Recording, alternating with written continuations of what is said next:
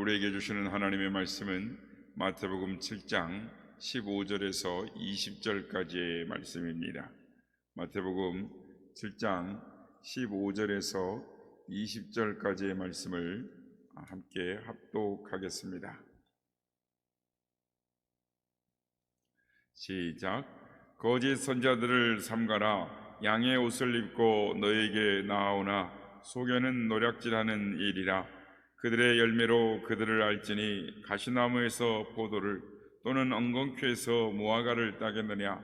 이와 같이 좋은 나무마다 아름다운 열매를 맺고 못된 나무가 나쁜 열매를 맺나니 좋은 나무가 나쁜 열매를 맺을 수 없고 못된 나무가 아름다운 열매를 맺을 수 없느니라. 아름다운 열매를 맺지 아니하는 나무마다 찍혀 불에 던져지느니라. 이러므로 그들의 열매로 그들을 알리라. 아멘. 할렐루야.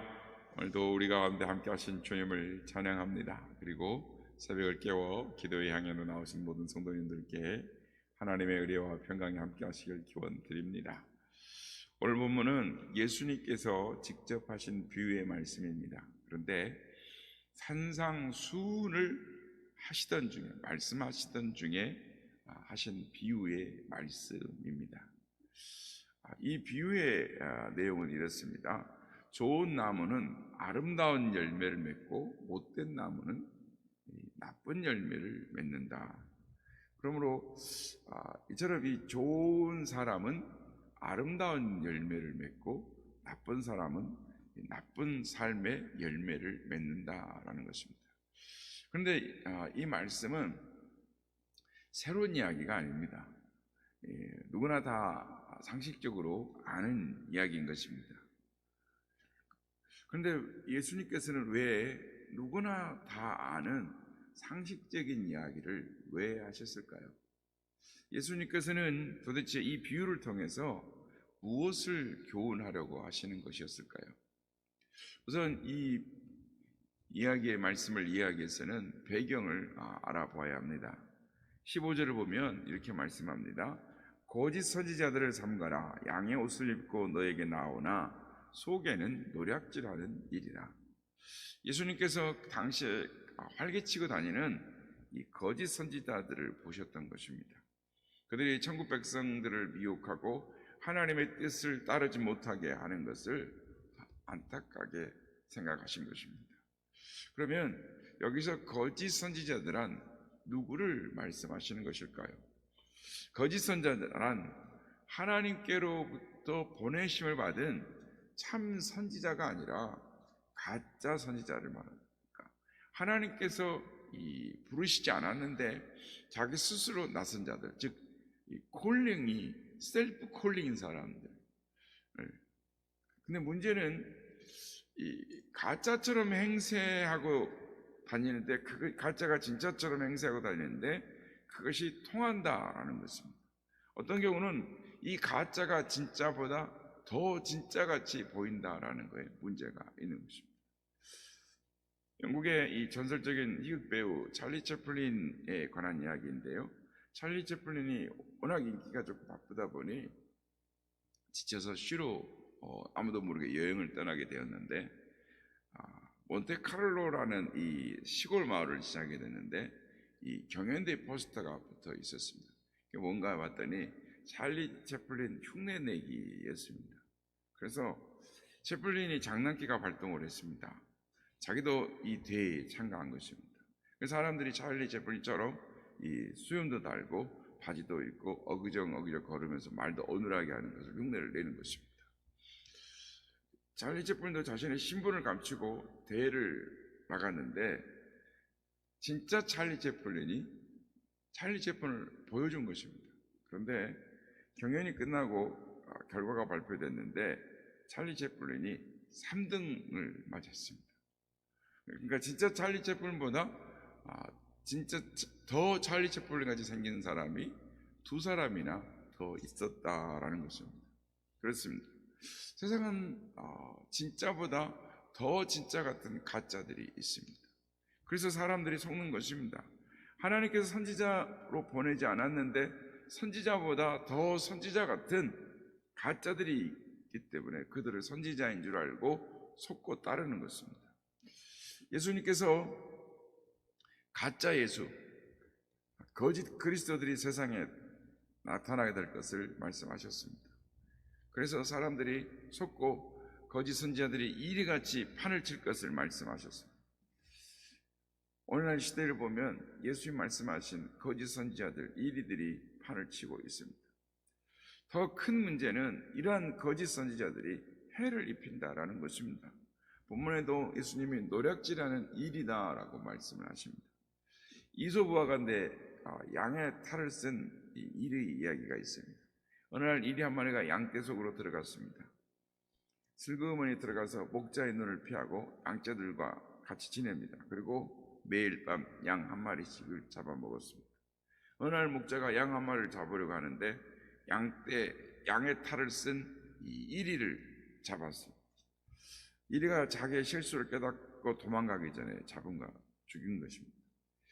이 이야기에서 보듯이 이리가 양의 탈을 쓰고 양떼 안으로 들어간 것은 양을 잡아먹으려는 속셈 때문이었습니다. 거짓 선지자들은 선지자도 아니면서 선지자 행세를 하는 것은 자신의 이익을 챙기려는 속셈 때문인 것입니다.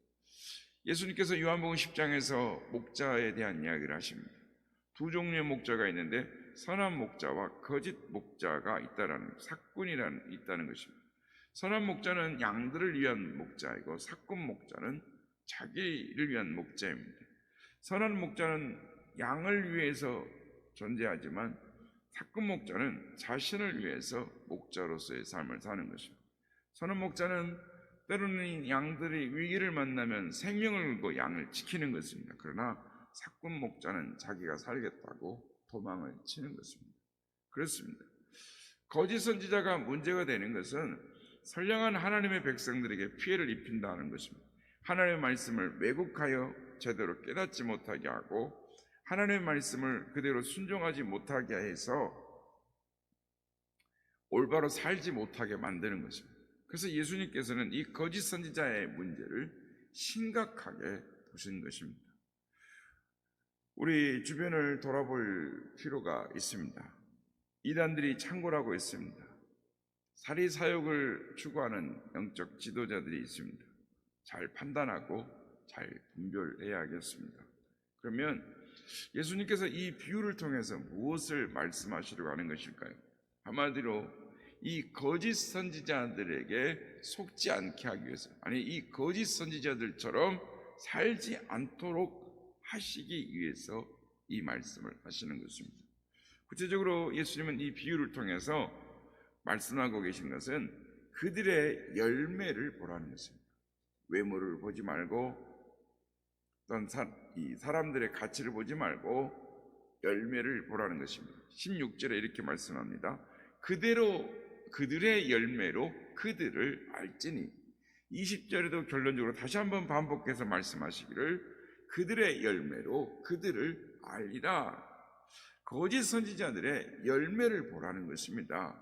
그들의 열매를 보면 그들이 거짓 선지자인 것을 알 수 있다라는 것입니다.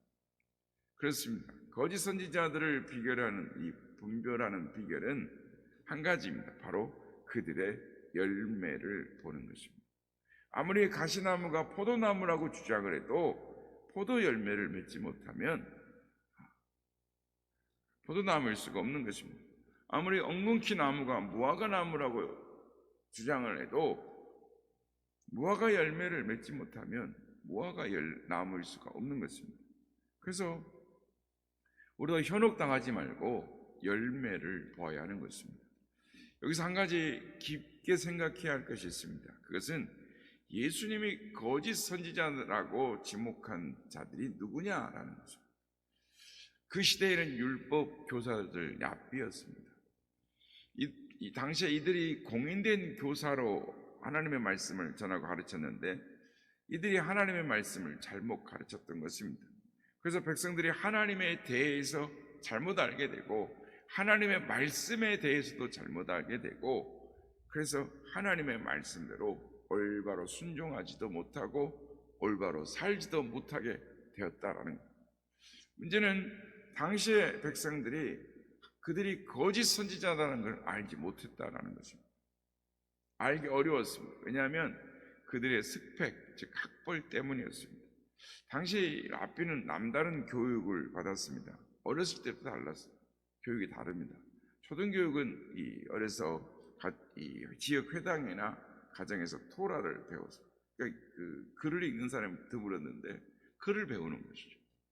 그다음에 중등교육으로는 율법 학교를 다녔습니다. 그래서 토라의 해석과 이 전통을 배웠습니다. 그리고 율법의 대가들 밑에 들어가서 사사를 받았어요. 그래서 보통 6살에서 9살에 들어갑니다. 그래서 그렇지 않으면 못 들어가요. 그러니까 9살 정도 되는 이 늦둥이 늦게 들어가는 거나 마찬가지입니다. 그래서 개인적인 지도를 받고 그 다음에 율법의 실제적 적용을 배웁니다. 그래서 마지막으로 이 스미카라는 기존의 랍비들로부터 이 문답, 고시 같은 것을 봐서 패스를 해서 공식적 인증을 받습니다. 그러니까 이렇게 스펙을 쌓은 다음에 이제는 복장이 달라집니다. 외모가 달라는 것입니다. 머리는 키파라는 것을 쓰고 그리고 옆머리, 즉 구렛나루죠. 이 페이아라고 하는 이 옆머리를 이렇게 길게 늘려서 이렇게 기릅니다. 꼬불꼬불 이렇게 보면 영화 같은 보면 나오는 거 아시죠? 그리고 수염도 깎지 않고 또 옷은 검정색 복장을 입습니다.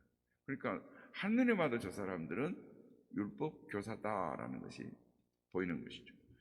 이 남다른 스펙과 외모와 복장을 인해서 누구도 저들이 거짓 선지자라고 감히 말을 못하는 것입니다. 그러나 예수님께서는 이들이 거짓 선지자다라고 말씀하십니다. 특별히 이들을 거짓 선지자로 책망을 하시면서 독사의 새끼들아라고 욕을 하시는 것입니다. 블라인드 테스트라는 것이 있습니다. 제품과 서비스 혹은 연구 분야에서 실험하는 하나의 방법 중에 하나로서 이 블라인드 테스트라는 걸 쓰는데 이 테스트 대상에 대해서 전혀 사전에 정보를 주지 않고 이 객관적으로 편향 없는 테스트를 하는 것입니다. 그래서 이 테스트를 해서 브랜드라든지 제조사 그리고 다른 특징적 정보를 주지 않고 오로지 제품의 품질만을 가지고 테스트를 하는데 그래서 현재도 지금 음료라든지 식품이라든지 또는 예술작품 두 가지를 놓고 다른 사람 이름을 모르게 해놓고 그래서 진짜를 찾기도 하고 인재를 채용하는 데서 쓰는 방법이 블라인드 테스트입니다. 근데 오늘 본문을 보면 예수님께서 누구다 이렇게 외모 이런 것들을 보지 말고 오직 열매로 그들을 보라라고 하시는 거죠. 선지자들의 명성이나 그들의 스펙이나 그들의 복장이나 외모를 보고 현혹되지 말고 오직 그들의 사역의 열매로 그들을 평가하고 분별하라라고 말씀하시는 것입니다. 그러면 선지자들이 맺는 열매란 무엇을 말하는 것일까요? 예수님께서 무엇을 분별하라고 말씀하시는 것일까요? 하나는 개인의 변화입니다. 그들이 선지자들이 선포하는 말씀을 듣고 사람들에게 변화가 일어나는 것입니다. 그들이 말하는 하나님의 말씀을 통해서 사람들이 회개하고 하나님께로 돌아오고 그들의 삶이 변화되어 그들이 거룩한 삶을 살아가고 있는지 그들의 개인의 변화를 보라라는 것입니다. 또 다른 하나는 공동체의 변화인 것입니다. 선지자들이 말씀을 선포한 뒤에 그들의 공동체에 변화가 일어났는가? 가장 대표적인 것으로 정의가 실현되고 있는가? 그리고 서로 사랑함으로 하나가 되어 있는가? 오늘 누가 참 선지자인가를 열매를 봐야 합니다. 그 목사가 유명한지, 그 목사가 큰 교회를 얼마나 이루고 있는지, 그 목사가 어떤 스펙을 가지고 있는지 라는 것이 아니라 외모를 보고 현혹되면 안 되는 그 대신 그 목사의 말씀을 통해 나타난 열매, 즉 그 교회의 교인들이 하나님을 사랑하고 그리스도인의 삶을 살려고 하는 힘쓰는지 그 교회가 교회로서의 마땅한 해야 할 사역들을 감당하고 영혼을 구원하는 천국의 부름의 상을 향하여 그리스도인의 가치로 거룩한 삶을 살려고 하고 있는지, 서로 사랑함으로 하나를 이루고 있는지, 개인의 변화와 공동체의 변화가 일어나고 있는지를 바라봄으로 그 열매를 분별하라라는 것입니다.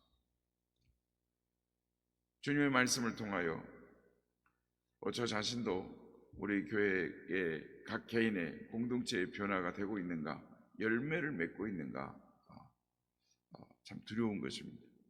그러나 여러분, 우리가 열매를 보아야 하는 것입니다. 열매를 보고 판단하고 분별해야 합니다. 그렇다면 우리는 어떤 열매를 맺고 있느냐라는 것입니다. 우리가 남을 판단하는 눈으로, 객관적인 눈으로 우리 자신을 들여다보므로 정말 정직하고 이 아름다운 열매, 진실한 열매를 맺고 있는가, 우리 자신을 바라보아야 하는 것입니다. 그러기는 주께서 말씀하신 대로 좋은 열매, 아름다운 열매를 맺는 하나님의 백성으로 살아가는 우리 모두가 되시기를 예수님의 이름으로 축복합니다.